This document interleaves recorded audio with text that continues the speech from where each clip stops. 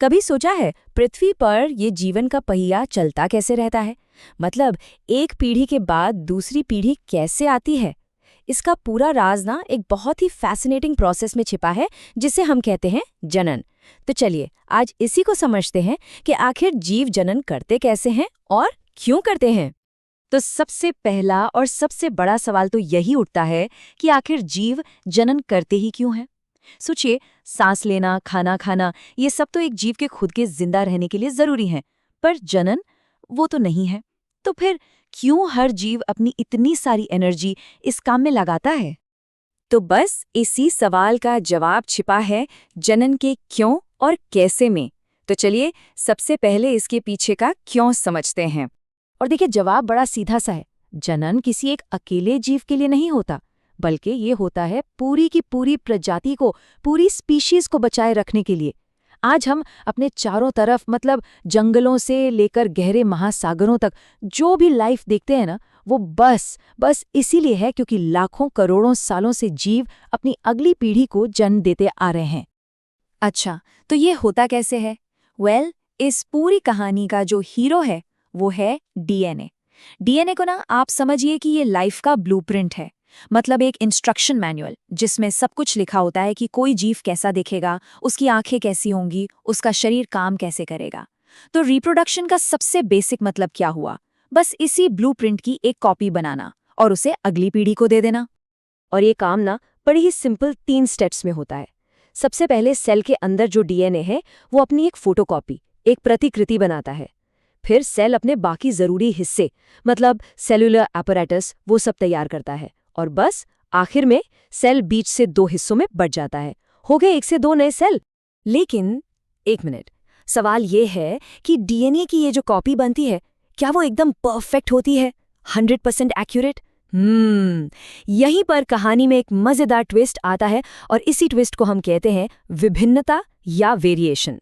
और मजे की बात तो यह है कि ये जो छोटी मोटी गलतियां हैं ना, वही किसी भी प्रजाति को बचाने के लिए सबसे जरूरी हैं। तो फिर से वही सवाल, क्या ये प्रतियां, ये कॉपीज एकदम आइडेंटिकल होती हैं? क्या जो नया जीव बनता है वो अपने पेरेंट की हूबहू नकल होता है? इसका जवाब है नहीं, बिल्कुल नहीं। देखिए, नेचर में कोई भी बायोकेमिकल प्रोसेस 100% परफेक्ट नहीं होता। तो जब डीएनए अपनी कॉपी बनाता है तो उसमें बहुत मामूली से छोटे मोटे चेंजेस आ ही जाते हैं। इसका नतीजा, जो नई संतान पैदा होती है वो अपने जनक जैसी तो होती है, पर एकदम कार्बन कॉपी नहीं होती। और इन्हीं छोटे छोटे बदलावों से जन्म होता है विभिन्नता का। और पता है, यही विभिन्नता किसी भी स्पीशीज के लिए एक सुपर पावर की तरह काम करती है। एक एग्जाम्पल से समझते हैं। सोचिए, अगर सारे के सारे बैक्टीरिया एक जैसे होते और अचानक से पानी का तापमान बहुत बढ़ जाता तो सबके सब खत्म हो जाते। लेकिन अगर उन छोटे मोटे बदलावों की वजह से कुछ बैक्टीरिया में गर्मी सहने की ताकत आ गई हो तो सिर्फ वही बचेंगे और अपनी नस्ल को आगे बढ़ाएंगे। तो मतलब साफ है, इस बदलती दुनिया में सर्वाइवल के लिए विभिन्नता ही सबसे बड़ा हथियार है। तो अब जब हम क्यों समझ गए हैं, तो चलिए कैसे पर आते हैं। सबसे पहले उन तरीकों को देखते हैं जहां सिर्फ एक ही पेरेंट की जरूरत होती है। इसे कहते हैं अलैंगिक जनन या एसेक्सुअल रिप्रोडक्शन। और प्रकृति में इसके एक से बढ़कर एक अनोखे तरीके हैं। सबसे बेसिक तरीका है विखंडन या फिजन। अमीबा जैसे जो सिंगल सेल्ड जीव होते हैं वो बस बीच से 2 हिस्सों में बट जाते हैं और हर हिस्सा एक नया पूरा का पूरा जीव बन जाता है। सिंपल। फिर आता है पुनरुद्भवन या रीजेनरेशन। और कुछ जीवों में तो ये गजब की पावर होती है, जैसे कि प्लेनेरिया। आप इसे जितने भी टुकड़ों में काट दें, हर एक टुकड़ा डेवलप होके एक नया कंप्लीट जीव बन जाएगा। है ना कमाल? एक और बड़ा इंटरेस्टिंग तरीका है मुकुलन यानी बडिंग। हाइड्रा जैसे जीवों में क्या होता है कि उनके शरीर पर एक छोटा सा उभार, एक बड निकलता है। ये धीरे धीरे बड़ा होता है और फिर पेरेंट बॉडी से अलग होकर एक नया जीव बन जाता है। और हाँ, ब्रेड पर लगी फफूंद तो सबने देखी होगी, है ना? वो फैलती है बीजाणुओं यानी स्पोर्स से। इन स्पोर्स के चारों तरफ एक मोटी परत होती है जो इन्हें मुश्किल से मुश्किल हालात में भी बचाए रखती है। और जैसे ही इन्हें कोई नम सतह और सही मौका मिलता है, ये एक नए जीव में ग्रो कर जाते हैं। एसेक्सुअल रिप्रोडक्शन सिर्फ छोटे जीवों तक ही लिमिटेड नहीं है। पौधों में भी इसका एक बहुत कॉमन तरीका है जिसे हम कहते हैं कायिक प्रवर्धन या वेजिटेटिव प्रोपगेशन। और हम इंसान तो इसका खेती-बाड़ी में खूब इस्तेमाल करते हैं। इसकी खास बात ये है कि इसमें बीज की जरूरत ही नहीं पड़ती। पौधे की जड़, तने या पत्ती से ही पूरा का पूरा नया पौधा तैयार हो जाता है। जैसे ब्रायोफिलम की पत्ती को देखिए, इसके किनारों से ही छोटे छोटे पौधे उगाते हैं। या फिर जैसे हम सबने देखा है, गुलाब की एक टहनी काट कर लगा दो और नया पौधा तैयार। अब इसके फायदे भी कई हैं। एक तो ये कि इस तरह से उगाए गए पौधों में फूल और फल बहुत जल्दी आते हैं।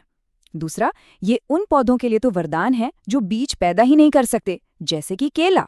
और हाँ, एक बहुत जरूरी बात, इससे जो भी पौधे बनते हैं वो जेनेटिक रूप से अपने पेरेंट पौधे की एकदम एग्जैक्ट कॉपी होते हैं। तो हमने देखा कि एसेक्सुअल रिप्रोडक्शन से जो संतान बनती है वो तो एक तरह से क्लोन होती है। उसमें वेरिएशन यानी विभिन्नता बहुत धीरे धीरे आती है। पर अगर नेचर को तेजी से वेरिएशंस लाने हो तब क्या? तो बस इसके लिए प्रकृति के पास एक और जबरदस्त तरीका है, लैंगिक जनन या सेक्सुअल रिप्रोडक्शन। और जैसा कि नाम से ही पता चल रहा है, इस प्रोसेस में एक नई संतान पैदा करने के लिए दो अलग-अलग जीवों की भागीदारी होती है, यानी दो पेरेंट्स की। तो अब हमारे सामने पूरी तस्वीर बिल्कुल साफ है। एक तरफ है अलैंगिक जनन, एक पेरेंट और वेरिएशन बहुत कम, मतलब संतान लगभग क्लोन होती है।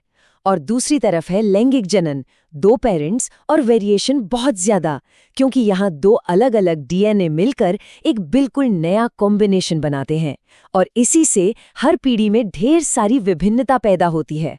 तो आखिर में एक बहुत बड़ा सवाल हमारे सामने आकर खड़ा होता है। अगर किसी भी स्पीशीज के सर्वाइवल के लिए, उसके जिंदा रहने के लिए विभिन्नता इतनी इतनी ज़रूरी है, तो हमारी ये जो दुनिया इतनी तेज़ी से बदल रही है, उसमें जीवन के भविष्य का क्या मतलब है?